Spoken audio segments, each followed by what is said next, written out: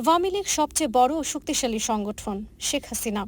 আওয়ামী লীগের সভানেত্রী ও প্রধানমন্ত্রী শেখ হাসিনা বলেছেন, আওয়ামী লীগ বাংলাদেশের সবচেয়ে বড় এবং শক্তিশালী সংগঠন। বারবার আঘাত এলেও এই সংগঠনকে কেউ ধ্বংস করতে পারেনি। বঙ্গবন্ধুর স্বপ্নের পথে দেশ এগিয়ে যাচ্ছে বলে জানান প্রধানমন্ত্রী।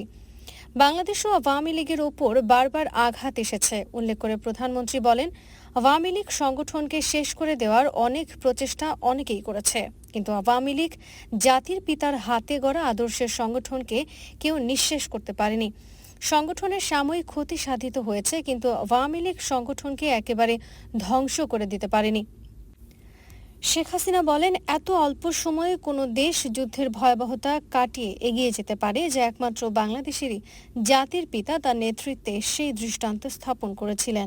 বিএনপির কথা উল্লেখ করে প্রধানমন্ত্রী বলেন, তারা দেশের জন্য কোনো কল্যাণ করতে পারে না।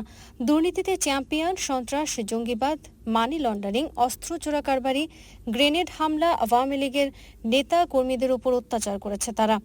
তিনি আরও বলেন, এক দশক আওয়ামী লীগ ক্ষমতায়, এই সময়ে বাংলাদেশ ঘুরে দাঁড়িয়েছে, মাথাপিছু আয় বেড়েছে, দারিদ্র্যের হার কমেছে। জাতির পিতা স্বল্পোন্নত দেশ হিসেবে রেখে গিয়েছেন, তা এখন উন্নয়নশীল দেশ হিসেবে উপনীত হয়েছে। উন্নয়নের ধারা ধরে রাখতে হবে জানিয়ে আওয়ামী লীগের সভানেত্রী বলেন, আরও অনেক দূর এগিয়ে যেতে হবে। জাতির পিতার লক্ষ্য ছিল ক্ষুধা ও দারিদ্র্যমুক্ত দেশ হিসেবে গড়ে তোলা।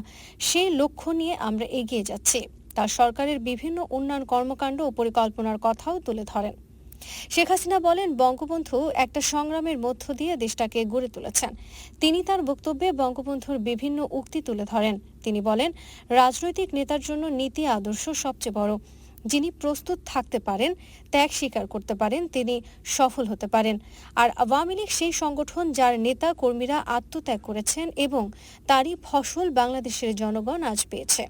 বাংলাদেশ আজকে এগিয়ে যাচ্ছে উন্নত সমৃদ্ধির পথে। যে বাংলাদেশের স্বপ্ন জাতির পিতা দেখেছেন, সেটাই আওয়ামী লীগের লক্ষ্য। আওয়ামী লীগের নেতা কর্মীদের প্রতি অনুরোধ জানিয়ে বলেন, তাদেরও এই চিন্তা চেতনা নিয়ে এগিয়ে যেতে হবে। প্রধানমন্ত্রী তার বক্তব্যের শুরুতে জাতির পিতা, জাতীয় চার নেতা মাওলানা আব্দুল হামিদ খান ভাসানী সহ শহীদদের প্রতি শ্রদ্ধা জানান। এছাড়া বক্তব্য শেষে আজকের মতো সম্মেলন মুলতবি ঘোষণা করেন। আগামীকাল শনিবার সকাল 10টায় রাজধানীর ইঞ্জিনিয়ার্স ইনস্টিটিউশনে কাউন্সিল অধিবেশন অনুষ্ঠিত হবে। বাংলাদেশ আওয়ামী লীগের সাবেক সাধারণ সম্পাদক এবং সড়ক পরিবহন ও সেতু মন্ত্রী ওবায়দুল কাদের বলেছেন, আগামী নির্বাচনে শেখ হাসিনার নেতৃত্বে বিপুল ভোটে আওয়ামী লীগ আবার ক্ষমতায় আসবে। দেশের মানুষ এই 2 মাসে বুঝে গেছে, বিএনপি জামায়াত দেশে ক্ষমতায় আসলে বাংলাদেশ আবারও রসাতলে যাবে। দেশ 50 বছর আবারও পিছিয়ে যাবে। শেখ হাসিনার মতো এত জনপ্রিয় নেতা দেশে আর দ্বিতীয়টি হবে না। দেশের মানুষ আজ আফসোস করছে শেখ হাসিনার জন্য। বঙ্গবন্ধুর দেখানো পথে জননেত্রী শেখ হাসিনা দেশে উন্নয়নের ভিত তৈরি করে দিয়েছেন, কিন্তু সেই ভিত এখন ইউনূস নষ্ট করে ফেলছে। তার দূরদর্শী নেতৃত্বে দেশ উন্নয়নের মহাসড়কে এগিয়ে গিয়েছিল। একদিকে উন্নয়নের জয়গান, অন্যদিকে শুরু হয়েছে দেশ বিরোধী ষড়যন্ত্র।